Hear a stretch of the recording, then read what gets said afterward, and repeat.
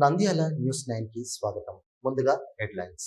Operation సింధూర్లో భారత్కు విజయం చేకూరాలని శ్రీ కాళికాంబ ఆలయంలో అమ్మవారికి మంగళహారతులు, ప్రత్యేక పూజలు.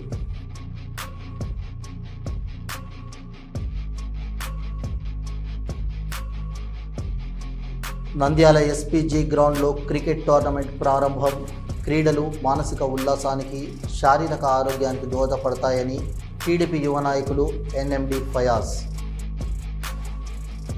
నంద్యాల ఆర్టీసీ సంస్థ ప్రయాణికుల సమస్యలను పరిష్కరించేందుకు క్యూఆర్ కోడ్ స్కాన్, వినూత్న సేవలు అందుబాటులోకి.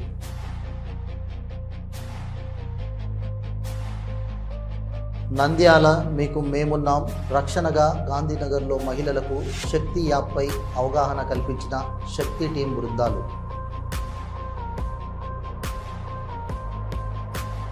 శ్రీశైలం సున్నిపెంటలోని పార్కింగ్ చేసిన కారులో అకస్మాత్తుగా మంటలు చెలరేగి మంటలో కారు దగ్నం.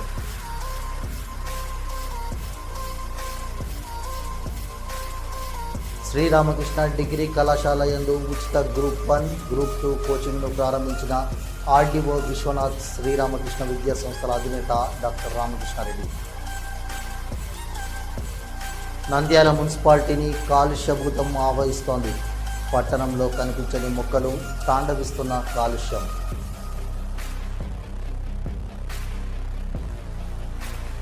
శ్రీఘన మద్దలేటి లక్ష్మీనరసింహస్వామి దేవాలయ సప్తవింశతి వార్షికోత్సవ మహోత్సవములు, కరపత్రాలు విడుదల.